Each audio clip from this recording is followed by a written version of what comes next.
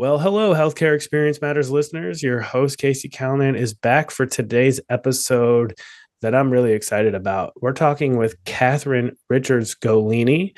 She is a PhD and a healthcare editor with Karger Publishers and a plain language expert, which when you're talking about educating patients and making sure they understand disease states and all that type of thing could not be more important in this age of the internet and artificial intelligence. So I am so excited to have her join us for that discussion. And I'll step aside here, let her introduce herself and tell us a little bit more about her background. Thank you, Casey. Thank you for inviting me on today. I'm a healthcare publications editor at Karger. We're a Swiss medical publisher. We also have a unit that produces books for healthcare professionals and books for patients and other resources for patients. And that's where you find me, mostly responsible for the patient resources. Prior to coming into publishing, actually, I was a teacher for years and years and years, way too many years. And I gradually got into medical English and realized I really liked the medical staff, and was often horrified at the way my trainee nurses and radiographers were role-playing their conversations with patients. And I was often thinking, wow, you don't have much respect for these patients, do you? So gradually I shifted careers and I did a PhD in applied linguistics, and I looked at medical writing, medical resources, written medical resources in radiography, and did some kind of lexical analysis on those things and discovered that they really were hard to read, which we knew anyway. And then moved into publishing, where you find me today. And I want to ask a follow-up to what you just made mention of with the role-playing situation. What was that about? What kind of errors were you uncovering? Just people listening can kind of understand what, from your perspective, was wrong with those role-playing scenarios. Yeah, I think what it often came down to, Katie, was that my students who had they were very competent English speakers, and they were using English with non-native Italian speakers because I live in an Italian region of Switzerland, and they often came into contact with people who didn't speak Italian, and English was the common language. So they would be role playing in English. That was my job, to teach them how to do that, among other things. And often it was the way that they would manhandle the patient, or the person playing the patient in the role play. They'd be pushing and shoving, and when communication broke down, there was no effort to actually build it up again with words, but simply the first response would be to take the patient and to push them towards the X-ray bed or what. And in my experience here as a patient, that's exactly what happens as well in the real world. So, and it's not nice, is it? Anyone will listening knows if that's happened to you, that's not a nice experience, to be manhandled by a complete stranger. Definitely. And what is some sort of takeaway that you see as maybe the most salient thing that people tend to do and overlook when you're talking about communicating with patients? Is there something that you see recurring and you're like, well, this is actually somewhat of an easy fix? I would just recommend doing this. Is there anything that jumps out to you about that question? Well, I think one thing is always listening to the patient. Now, I know that if there are any healthcare professionals listening to this podcast, they might immediately say, well, hey, do you know how many minutes I've got to deal with patients?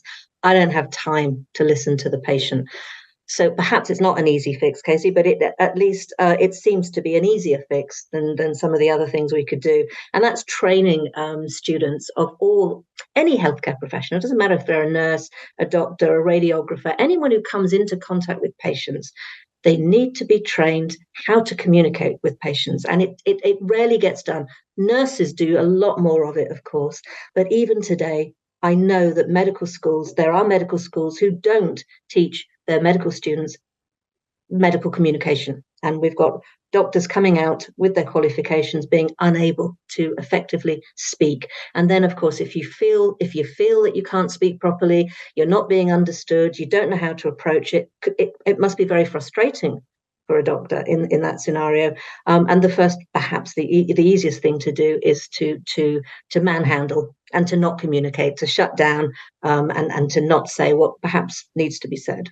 Tell me about the use of jargon and assuming knowledge. I know that, I'm guilty of it when I'm talking about things that I'm an expert in, media, podcasting, even all that type of thing. I just feel like it's nothing intentionally wrong that people are doing. It's just you're so in the weeds of that subject matter that sometimes you just are assuming knowledge. So tell me about kind of some of the mistakes you're seeing with people that are using jargon, assuming knowledge, and then I'm curious about what kind of like reading level you think, is safest to try to reach when talking with patients. Yeah, you've hit the nail on the head there. Jargon, and we're all guilty of it.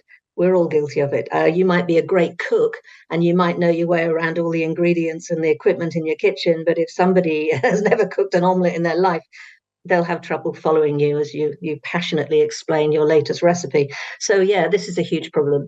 I find when I'm writing the patient books, I don't always write them. We often use medical writers. Sometimes I do. I find that I'm writing at a higher level sometimes than I know that I should be. So I have to go back over that sentence and read it with different eyes. And it is difficult to put yourself in the position of not knowing. This is why I do sympathize with healthcare professionals who have difficulty communicating with their patients. The amount of knowledge a healthcare professional brings to their job, it's very, very difficult to imagine, to remember how it was when they were 14 years of age and had little medical knowledge. But that's what most patients are. We know about medicine, but the average person struggles with understanding where certain organs are located in the body. So it's no good talking about a spleen without explaining where it is. Giving them a picture. We've got to go right back to basics. You can easily lose a reader for the patient books or a patient. You can lose them in a matter of seconds by assuming knowledge. And I mean, there are readability standards. Your second question referred to readability, didn't it? And of course, there are standards in the United States and in the United Kingdom, and I believe in Australia as well. For the booklets, which are sort of 50-page booklets, I can even flash one up on the screen here. They're these kind of things. We aim for, now I'm not going to get confused with grades and school age here, but I'm going to say an age between 12 and 14. I don't know what grade that would be where you are. I don't even know what that would be in England. I suppose second or third year secondary school, whatever that means to you. I don't know. It would be probably just about sixth grade. I would Okay. range sixth to seventh and eighth grade. Yeah. And people who don't know about this stuff, of course, immediately, I do sometimes feel that people get a bit defensive about this and say, well, yeah, that's childish. Well, no, it's not, because actually the average 14-year-old can read pretty well. It's not about dumbing anything down. It's about not confusing people. It's about presenting complex information in a way that doesn't confuse the reader. And with the information sheets, which tend to be two-side information sheets, we like to think of them being useful when people are just diagnosed and perhaps they've gone home and possibly in a state of shock. The reading age is lower, and we aim for a sort of 9-year-old elementary school, I suppose, reading age, because it's the basic information, just the basic information. What is this? Is there a cure? What's going to happen next? Is there treatment? And I want to know about how artificial intelligence and technology has complicated this conversation. I know that we rely a lot on Google research and all that type of thing. That's been around obviously for a while, but now with the kind of proliferation of more AI tools, does that complicate this conversation today? Does it make it in any way better? I mean, maybe some ways it's helpful to be a check and balance on maybe the way we communicate with patients, but I'm really curious about that. Yeah. I think it's too soon to tell, to be honest. I think there are things that we're clearer about with AI. In terms of writing for patients, well, look, I've experimented with it. Of course I have. I'd be foolish not to, and I do find it fascinating. And certainly my basic experimentation with ChatGPT told me that it perfectly understands if I say make it suitable for patients. AI can deal with that lexical shift, if you like. However, punto, punto, punto, as we say in Italian, point, point, point. However, there's a lot of research happening at the moment, and I've just come back from the ISMAP conference in London, International Society of Medical Publication Professionals. They've got a European branch, and I was at their conference in January, and I would say 50% of all the sessions concerned AI. There is an issue with the vast disparity of output from all the different AI platforms. They're not all doing the same thing. They're not all producing the same quality, if you like. And I was part of a small study. I was asked if I wanted to be part of it. I did, because it fascinates me, to have a look at stakeholder appraisals, reviews of 2 plain language summaries produced by a range of different AI platforms.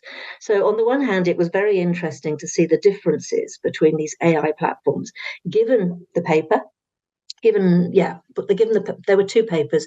I forget now what the topics were, orthopedics and I forget what the other one was, given the paper and asked to produce a PLS. And it was quite fascinating how different they could be. And really, some of them were dreadful. Some of them were terrible. Some of them are really quite good. But it was also interesting to see how the different stakeholders responded to the output. And the stakeholders included authors of the original paper, people like myself, patient advocates, popular science editors. Perhaps I was put into that category, I don't know, and scientific editors. And in some cases, patient advocates were responding in a different manner to some of the outputs.